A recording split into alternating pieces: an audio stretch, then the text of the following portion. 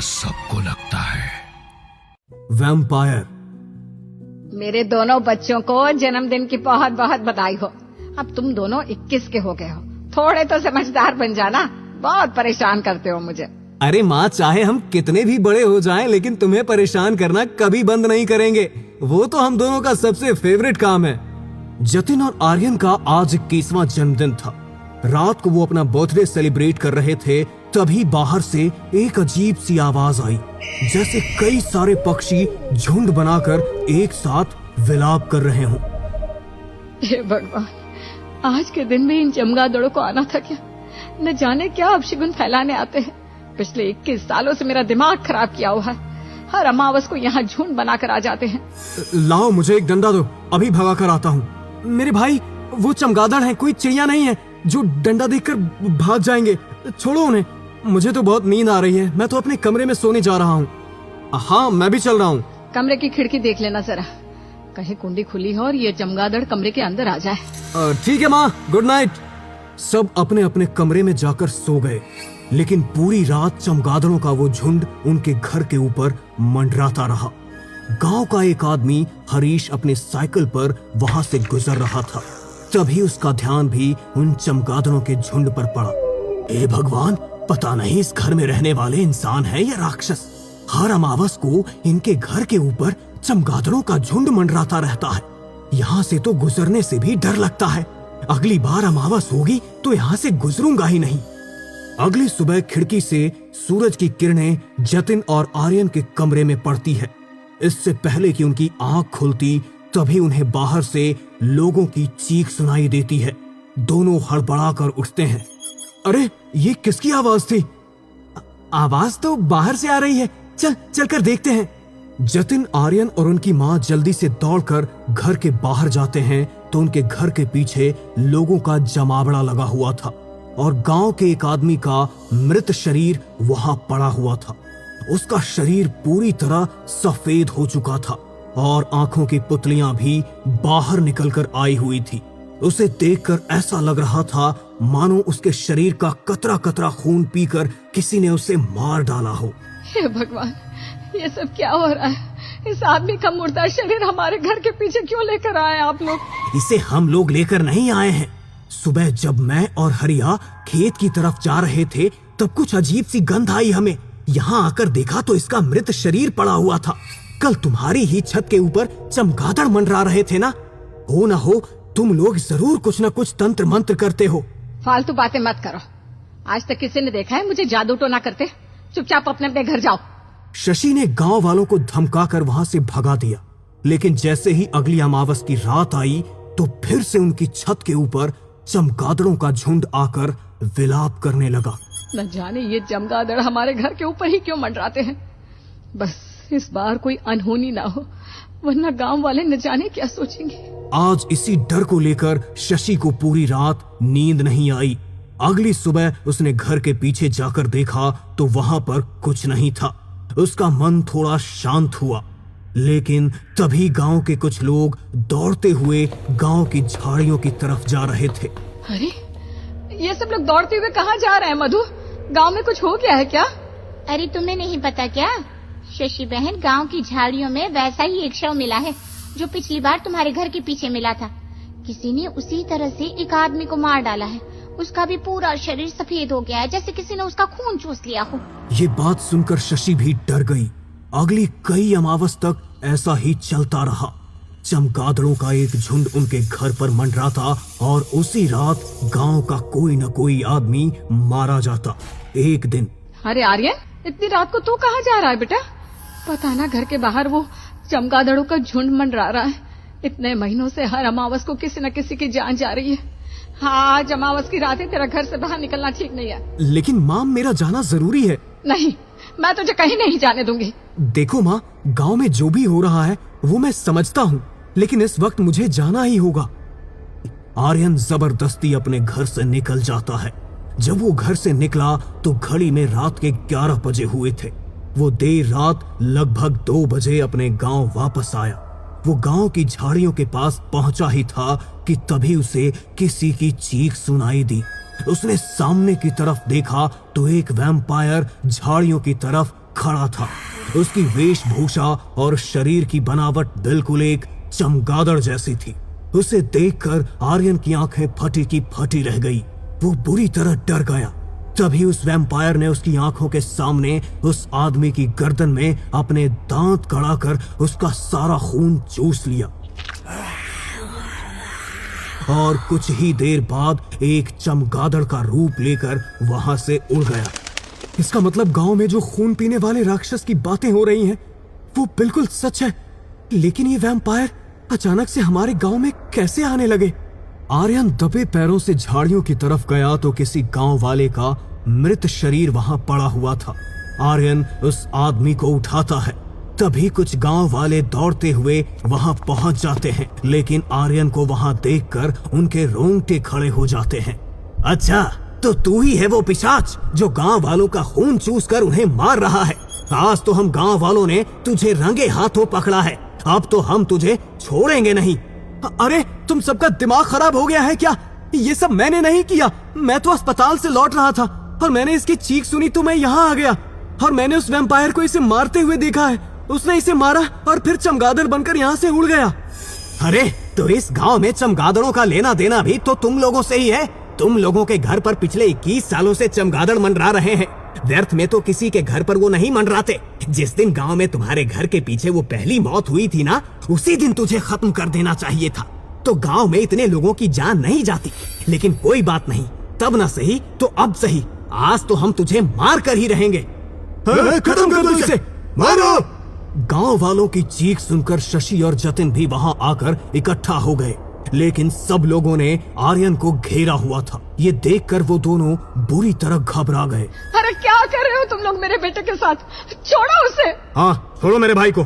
मैंने कहा मेरे भाई को छोड़ो। अगर तेरे भाई को छोड़ दिया ना तो ये पूरे गांव को खत्म कर देगा। यहाँ पर मुंगेरी की लाश पड़ी है और जब हम सब गांव वाले यहाँ पर दौड़ते हुए आए तो तेरा भाई यहीं पर खड़ा था। पहले लाश तुम्हारे घर के पीछे मिली और आज तेरा भाई हमें यहाँ पर मिला। ये देख, उसके मुंह पर खून भी लगा है। बार बार ये कोई संजोग नहीं हो सकता। आज हम इसे मार डालेंगे। गांव वालों, पीपल के पेड़ पर बांध दो इसे। बस, बहुत हो गया। ऐसा कैसे तुम मेरे बेटे को मार डालोगे? मेरे बेटे ने कुछ नहीं किया है और मेरे जिंदा रहते हुए तुम मेरे बेटे को हाथ भी नहीं लगा सकते। अगर किसी गांव वाले ने इसकी तरफ आंख उठाकर भी देखा ना तो अभी पुलिस को बुला लूंगी और एक एक को पुलिस के हवाले कर दूंगी। अरे तो बुलाना पुलिस को, कौन डरता है? देखो शशि बहन, हमें तुम्हारे लड़के को नुकसान पहुंचाने का कोई शौक नहीं है, लेकिन ये इसके पास खड़ा होकर क्या कर रहा था? आखिर इसकी सलामती चाहती हो ना तो घर में बेड़ियों में बांध कर रखो इसे, वरना अगर तुम ऐसा नहीं कर सकती तो फिर हमें पुलिस का भी कोई डर नहीं है। ठीक है, इसे बेड़ियों से बांध कर रखूंगी मैं, लेकिन कोई इसे हाथ नहीं लगाएगा। उस रात बात जैसे तैसे टल जाती है। अगली अमावस का दिन आता है तो शशि आर्यन को बेड़ियों से बांध देती है। अरे माँ, तुम ये क्या कर रही हो? मैं समझ सकता हूँ कि गांव वालों को मुझ पर भरोसा नहीं, लेकिन क्या तुम्हें भी अपने बेटे पर भरोसा नहीं है? माफ कर दे बेटा, लेकिन ये सब मैं गांव वालों की वजह से कर रही हूँ। मैं नहीं चाहती कि वो तुझे कोई नुकसान पहुँचाए। माँ, तुम मुझे बेड़ियों में भी बांध कर रखोगी ना, तब भी किसी न किसी गांव वाले की जान जाएगी, क्योंकि असली खून चूसने वाला राक्षस मैं नहीं कोई और है। कौन है? तूने देखा है उसे? नहीं, लेकिन वो मैं नहीं हूँ माँ। इससे पहले कि आर्यन कुछ बोलता, उसके दरवाजे पर गांव वालों ने दस्तक दे दी। गांव के मुखिया के साथ कुछ लोग वहां पर आए। आप सब यहाँ? पुष्टि तो करनी पड़ेगी ना, तुमने इसे बांध कर रखा भी है या नहीं? आज रात हम यहीं रुकेंगे। लेकिन मुखिया साहब, मेरा बेटा वो खून चूसने वाला राक्षस नहीं है। बताना बेटा, तू कह रहा था ना तूने उस खून चूसने वाले राक्षस को देखा है, तो बता दे कौन है वो बेटा। ये तो हमें भरमाने की कोशिश करेगा ही। इसके मुंह पर पट्टी बांध दो ताकि ये कुछ बोल ही ना पाए।